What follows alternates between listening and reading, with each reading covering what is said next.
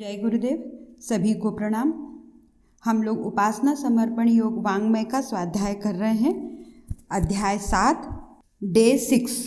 कल हमने देखा गुरुदेव जी हमें बता रहे थे कि तुच्छता से प्रताड़ित मनुष्य के जीवन में शोक, संताप, अशांति, असंतोष के सिवाय कुछ भी हमें प्राप्त नहीं होता है।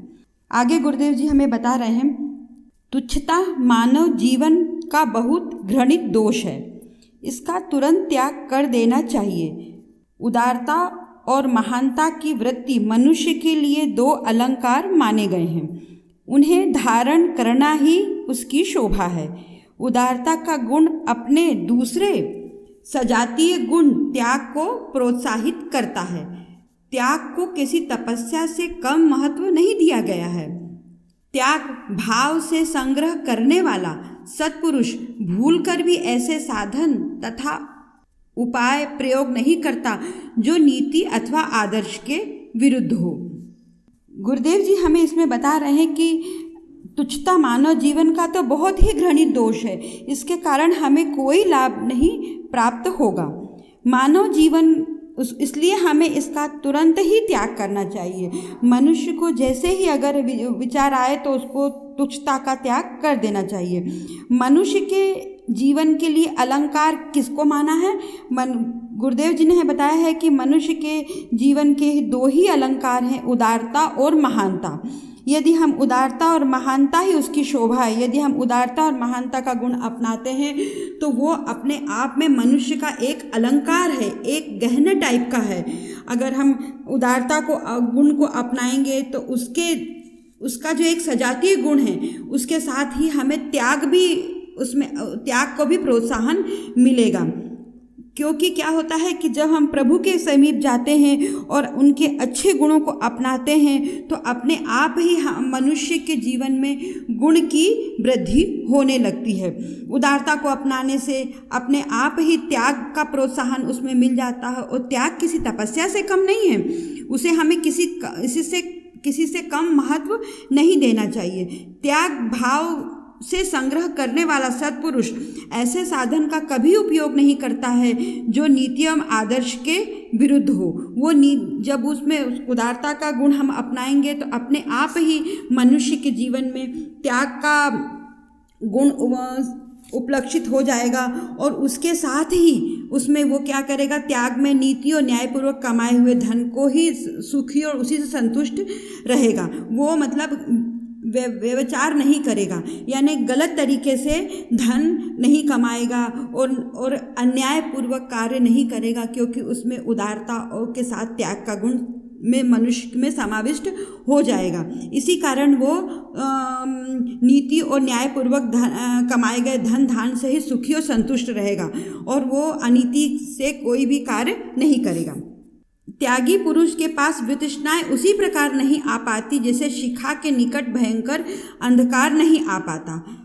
गुरुदेव जी से बता रहे हैं कि त्यागी पुरुष के पास वैसे भी जो भी जितनी भी वितृष्णाएं हैं वो उसके पास ही नहीं फटकती। क्यों नहीं फटकती? क्योंकि उसके पास त्याग जैसा गुण आ जाता है। शिखा के निकट जैसे भयंकर अंधकार नहीं आता, उसी प्रकार त्यागी पुरुष के सामने वितृष्णाएं नहीं आ पाती हैं। उदार पुरुष जो कुछ उपार्जित करता है वो केवल अपने स्वार्थ में ही नहीं लगता, उसका ध्यान परमार्थ पर भी रहता है। वो जानता है कि परलोक की स्थिति परमार्थ पुण्य पर ही आधारित है। इस आधार को पुष्ट तथा अधिकाधिक स्थायी बनाने के लिए वो दान देता है, अपनी उपलब्धियों का उचित भाग दूसरों की सहायता में लगाता है, परोपकार करता है और धर्म की रक्षा और वृद्धि के लिए जो कुछ बन पड़ता है करने में कृपणता व संकोच नहीं करता है। गुरुदेव जी हमें इसमें बता रहे हैं कि उदार पुरुष जो कुछ भी कमाता है या जो कुछ भी वो मतलब प्राप्त करता है वो सिर्फ उसमें क्या है, वो सिर्फ अपने उसमें त्याग की भावना आ जाती है। उदार के साथ हमें त्याग भी हमें मिल जाता है, अपने आप उसका सजातीय गुण है। तो इससे क्या होता है कि वो जो कुछ कमाता है या जो कुछ भी करता है वो सिर्फ अपने लिए नहीं रखता है, अपने लिए सिर्फ नहीं रखता है, वो क्या करता है, उसका ध्यान परमार्थ में लग जाता है, वो परमार्थ के लिए कार्य करने लगता है। वो जानता है, उसको इस चीज़ का ध्यान है कि जो मनुष्य अच्छे काम करता है उसके में सजातीय गुण होते हैं त्याग का, तो उसको ध्यान है कि ये लोक और परलोक की स्थिति परमार्थ पुण्य पर ही आधारित है। अतः पुण्य काम करता है, वो अधिक से अधिक उसको स्थायी बनाने के लिए दान देता है और अपना जो कमाता है उसका भाग दूसरों की सहायता में लगाता है, परोपकार करता है और अपने धर्म की रक्षा के लिए उसको आगे बढ़ाने के लिए वो कोई संकोच नहीं करता और अच्छे से अच्छा कार्य करता है, जिससे कि मतलब गरीबों की मदद करता है कि उसकी धर्म की रक्षा होते रहे। उसमें कोई कंजूस या कोई संकोच नहीं करता है। उसके पास जो भी धन प्राप्त होता है मनुष्य के पास, तो वो क्या करता है, त्याग के अनुसार वो अच्छे से अच्छा कार्य करता है।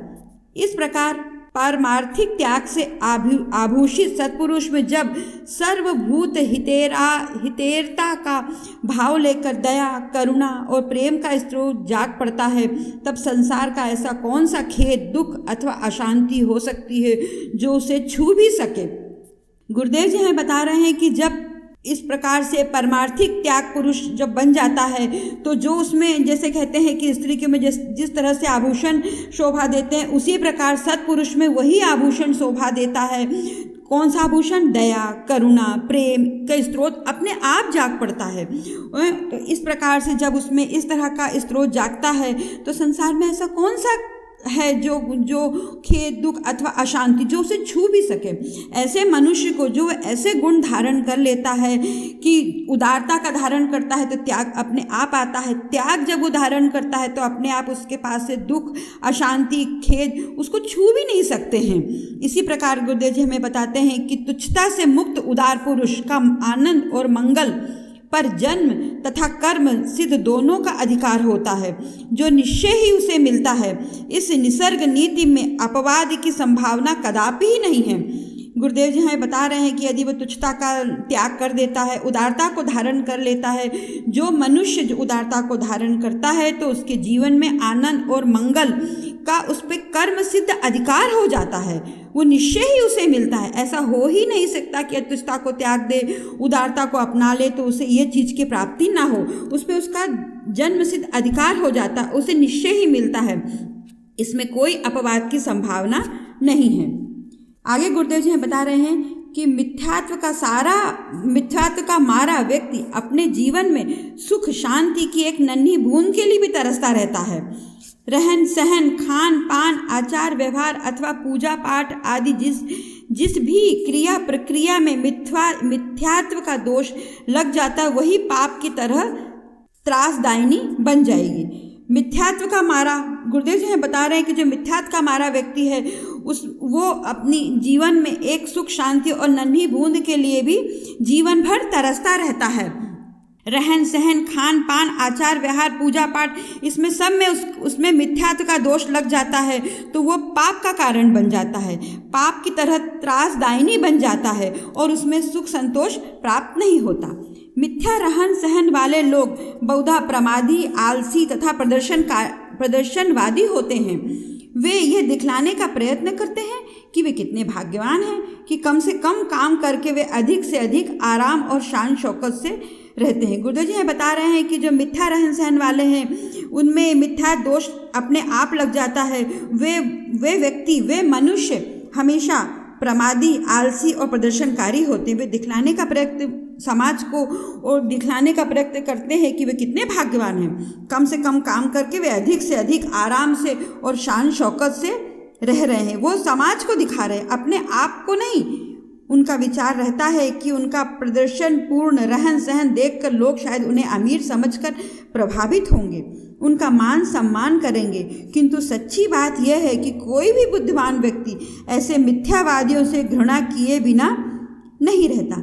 गुरुदेव जी हमें बता रहे हैं कि वे दिखाने का प्रयत्न, मनुष्य जो मिथ्यावादी मनुष्य है वो हमें दिखाने का प्रयत्न करते हैं कि वो हम अधिक से अधिक आराम से रहते हैं और कितने कम से कम काम करके अधिक से अधिक हम शान शौकत से रहते हैं। उनका क्या विचार रहता है कि ये हम प्रदर्शन जो दिखाएंगे रहन सहन, तो शायद लोग हमें अमीर समझकर हमसे प्रभावित होंगे और हमारा मान सम्मान करेंगे। परंतु क्या है, जो बुद्धिमान मनुष्य होगा, जो बुद्धिमान व्यक्ति होगा, वह ऐसे मिथ्यावादी लोगों से सिर्फ घृणा घृणा घृणा ही करता है।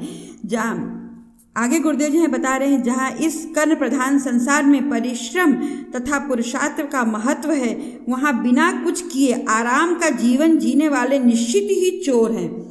फिर चाहे वे कामचोर हों, श्रम चोर हों अथवा अधिकार चोर हों, चोर चोर ही किसी वस्तु का ही क्यों न हो, वो सच्चे समाज और सत्पुरुषों के बीच आदर का पात्र नहीं बन सकता। उसको तिरस्कार ही प्राप्त होगा। उसके जीवन में अशांत और संताप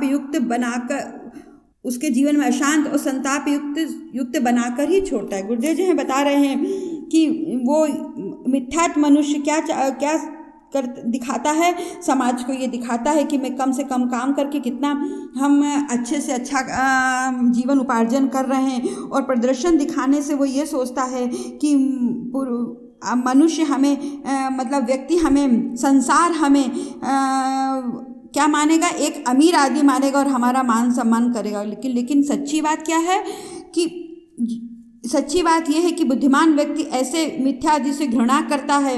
जहाँ कर्म प्रधान संसार में, ये संसार क्या है, हमारे मनुष्य के लिए कर्म प्रधान है। हम कर्म करने के लिए यहाँ पर आए हैं, तो क्या होता है कि हम परिश्रम करें, पुरुषार्थ का यहाँ महत्व है। बिना कुछ किए हमें जीवन में कुछ नहीं मिलता है। आराम का जीवन जीने वाला निश्चित ही चोर है। गुरुदेव जी कहते हैं हम कर्म करने के लिए यहाँ आए हैं, तो कर्म करें और बिल्कुल जो भी हमारे पास जो मिल रहा है उसको हम ईमानदारी से करें। चाहे वो हमें गृहस्थ का जीवन मिला है या जो भी हमें जीवन में मिला है, चाहे हमें वो ऑफिस का वर्क मिला है या समाज का वर्क मिला है, जो भी मिला है उसको हम मतलब अच्छे से निश्चित होकर उसको करें। यदि हम नहीं करते तो हम क्या कहलाते हैं, कामचोर कहलाते हैं, श्रम चोर करवाते हैं, अधिकार चोर कहलाते हैं। तो गुरुदेव जी का कथन ये है कि चोर चोर ही है, चाहे वो किसी वस्तु का हो। वो सच्चे समाज में सत्पुरुषों के बीच आदर का पात्र जीवन में कभी नहीं बन सकता। उसको सिर्फ तिरस्कार ही प्राप्त होगा और उसके जीवन में अशांत जीवन ही जिएगा और संताप युक्त ही जीवन जिएगा। आपने देखा होगा, महापुरुष जिस मार्ग पर चले हम उसका आचरण करें और अपनी सोई हुई श्रद्धा को जागृत करें कि तब हम परम तत्व को प्राप्त करते हैं। और परम तत्व को जब प्राप्त के दरवाजे पे खड़ा होते हैं तो आत्मा हमें स्वयं बता देती है कि हमें किस मार्ग पर चलना है, कौन सा मार्ग हमारा अध्यात्म का है। बिना त्याग के जीवन में हम कुछ नहीं प्राप्त कर सकते हैं। कर्मयोगी उद्विग्न रहता है तो जरा से भी हानि लाभ से वो मानसिक संतुलन को नष्ट नहीं होने देता है। चाहे वो हानि लाभ हो, सफलता असफलता हो, मानसिक विक्षोभ हो। तो यदि हमें जीवन में प्रसन्न रहना है तो हमें उदारता और महानता जैसे मनुष्य का जो अलंकार है उसे धारण करना पड़ेगा। और जैसे ही हम उदारता और महानता को धारण करेंगे तो अपने आप जो उसके सजातीय गुण हैं, त्याग और जितने भी सजातीय गुण हैं, वो अपने आप ही हमें प्राप्त होने लगेंगे। और जीवन में हमें जब कर्म करना है तो कर्म के लिए हमें कभी भी कामचोर नहीं बनना चाहिए, नहीं तो हम चोर ही कहलाएंगे। और हमें सत्पुरुषों के बीच, सच्चे समाज में हमको कोई भी आदर मान सम्मान नहीं मिलेगा। वहाँ से हमें तिरस्कार ही प्राप्त होगा। गुरुदेव जी हमें यही बताने का प्रयत्न कर रहे हैं कि कर्म को हम अच्छे से करें। त्याग से मनुष्य का जीवन अच्छे से अच्छा ही बनता है। आज के लिए इतना ही। सद्गुरु अर्पण मस्तु। सभी को प्रणाम।